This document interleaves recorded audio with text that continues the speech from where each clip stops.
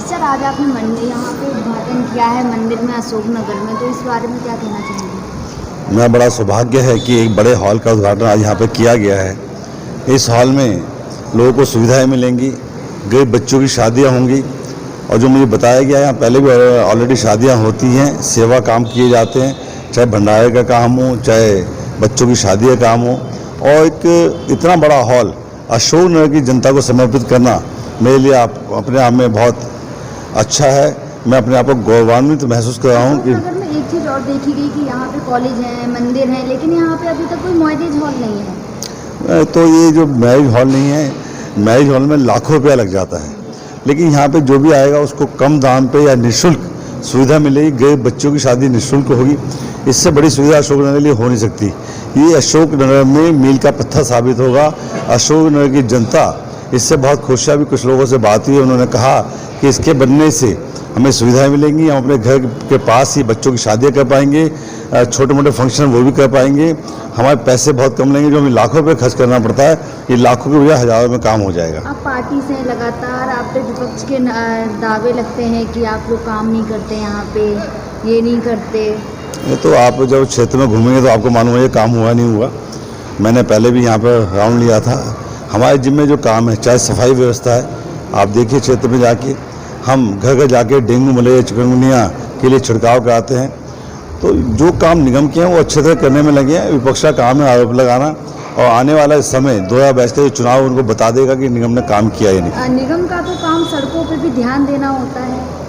देखिए कई सड़कें PWD की हैं, उस पर उनको ध्यान देना चाहिए। हमारी जो गलियाँ हैं वो ठीक है, हमारी जो गलियाँ बनी हुई हैं उनमें जो गड्ढे होते हैं उसको भरते हैं, लेकिन जो बड़ी सड़कें हैं, PWD की सड़कें हैं, वहाँ जाके देखिए आज सड़कें हैं या गड्ढे पता नहीं चल रहा। गड्ढों में सड़क है, सड़क में गड्ढे हैं, कुछ मालूम नहीं। उनको ध्यान देना चाहिए। उन्होंने खुद ही बयान दिया है कि हम 10 दिन में गड्ढे भर देंगे। गड्ढे हैं तभी तो भर देंगे। सभी सड़कों गड्ढे मग्न हो गई हैं। उनका काम केवल विज्ञापन देना है, विज्ञापन में पैसा खर्च करते हैं, लेकिन जनता को जो मूलभूत समस्याएं हैं उस पर ध्यान देना उनका नहीं है। उनको मैं आपके माध्यम से कहना चाहूँगा समस्याओं पर ध्यान दें और लोगों की जो समस्या उनको दूर करें, जो गड्ढे हैं उनको भरवाएं, जो सड़कें बिल्कुल टूट गई उनको नए ढंग से बनवाएं, और जो निगम का पैसा दें ताकि निगम भी अपने काम को और बेहतर ढंग से कर पाए। अग्रवाल जी, दुर्गा पूजा शुरू हुआ से वहीं एक छठ पूजा पर बड़ा विवाद चल रहा है। आपस में आम आदमी पार्टी और बीजेपी की आपसी बहस चल रही है कई दिनों से, क्या कहेंगे उसके लिए? देखिए आज 5वां नवरात्र है स्कंद माता का, और हम लोग पूजा पाठ में लगे हैं। जो छठ पूजा की जहाँ तक बात है, छठ पूजा भी होनी चाहिए, हम उसके पक्ष में हैं। जब सभी त्यौहार हो जाते हैं, हाँ कोरोना की गाइडलाइंस का हमें पालन करना चाहिए, इसमें विवाद उनको नहीं करना चाहिए। जब वो कई त्यौहार पे विशेष छूट दे देते हैं तो छठ पूजा पे क्यों नहीं? इतना बड़ा त्यौहार है, हमारे जो पूर्वांचली है, उत्तरांचली जितने भी लोग हैं बड़े ढंग से मनाते हैं। हम उनको कहें वो गाइडलाइन का पालन करेंगे और छठ पूजा होनी चाहिए, उसके लिए व्यवस्था दिल्ली सरकार को करनी चाहिए। अग्रवाल जी, दिल्ली में बिजली का संकट बहुत बड़ा आने वाला है, ऐसी तमाम मीडिया चैनलों की खबर चल रही है लगातार, क्या कहेंगे उसके लिए? देखिए बिजली का संकट देखना दिल्ली सरकार का काम है, कैसे उसकी उपलब्धि करनी, कहाँ से बिजली आने उनको देखना चाहिए, चिल्लाना नहीं चाहिए। और मैं हमेशा देखता हूँ कि जब कोई संकट आता है तो सेंट्रल गवर्नमेंट डाल देते हैं, जब उनसे नहीं समझता, चाहे वो ऑक्सीजन का मामला हो, मुझे लगता है कि बिजली का मामला भी डालने वाले हैं। ऐसा संकट चाइना में आ चुका है कुछ दिन पहले। नहीं आ चुका, वो तो हमारा अपना भारत का मामला है। हमें संकट से नहीं जूझना, हमें तो जवाबदेही दिल्ली सरकार की है। वो जवाब देना कहाँ से बिजली आनी है, क्या करना, वो दे बताएं।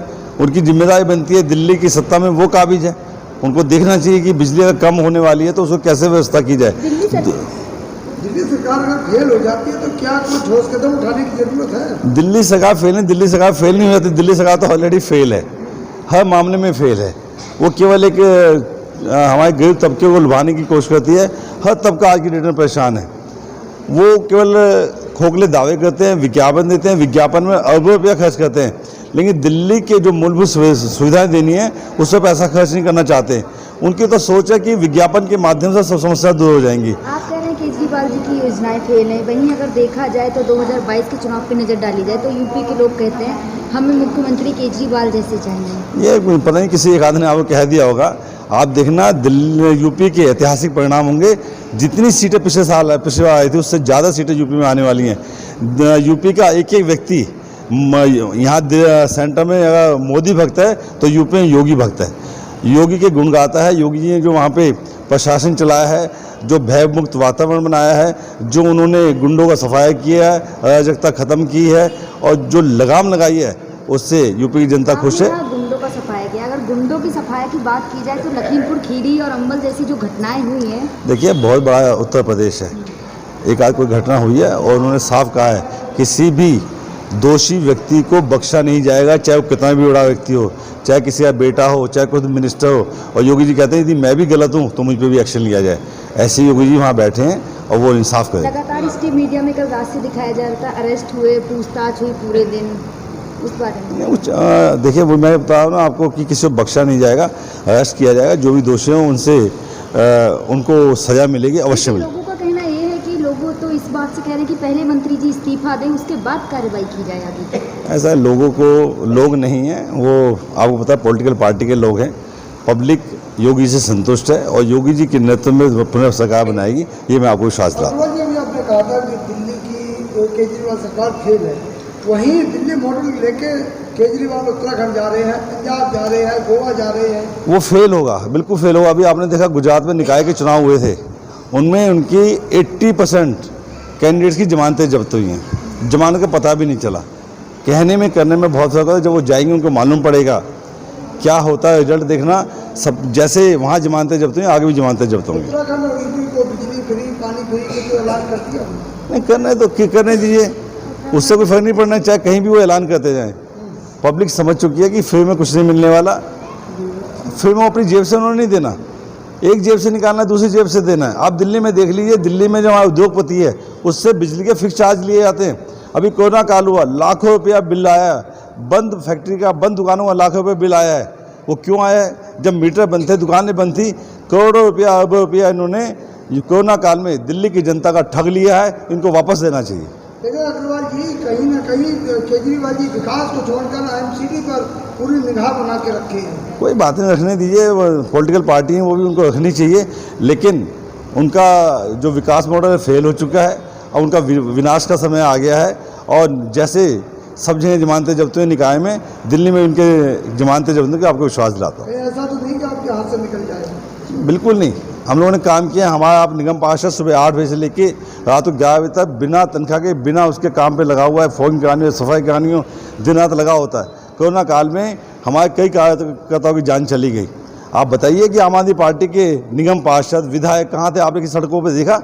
आप खुद केजरीवाल छुपे बैठे थे, लेकिन हमारे निगम पार्षद मैक्सिमम तो कोरोना से पीड़ित हो गए, लेकिन उन्होंने सेवा नहीं छोड़ी, सेवा में लगे, लगातार लगे। केजरीवाल जी छुप रहे थे। वहीं अगर कोविड की बात की जाए तो केजरीवाल जी तो ये कहते हैं कि कोविड में ऑक्सीजन की कमी जहां दिल्ली में ज़्यादा थी, अभी जो जांच में रिपोर्ट आई है, आपको मालूम होगा कि जहां पे जितनी ऑक्सीजन की कमी थी, आवश्यकता थी 4000 मीट्रिक टन की, वो मांगे 10,000 मीट्रिक टन। उन्होंने पैनिक फैला दिया। जो लोग टीवी देखते थे अपने घरों में, कोरोना से पीड़ित थे, उनके अंदर भय पैदा हो गया। और दिल्ली के अंदर मैं दावा कर सकता हूँ जितनी मृत्यु हुई हैं, आधे से ज़्यादा मृत्यु के दोषी केजरीवाल जी। उन्होंने इतना पैनिक फैलाया, लोग जब घर में टीवी देखते थे कि कोरोना हो गया तो ऑक्सीजन नहीं है, तो उन्होंने ऐसा पैनिक फैलाया कि कई लोगों को अटैक पड़ा, उनकी डेथ हुई। और दोषी हैं, और ऐसे दोषियों को आने वाले समय में दिल्ली की जनता बख्शने वाली नहीं है। अग्रवाल जी दुर्गा पूजा शुरू है, दुर्गा पूजा में किस तरह के इंतजाम IMCD की तरफ से किए जाएंगे? देखिए, हम लोगों ने सभी मंदिरों के आसपास छिड़काव करवाया है, चूना डाला हुआ है, सफाई व्यवस्था हमारी जिम्मे है, उस व्यवस्था को हम करने में लगे हुए हैं।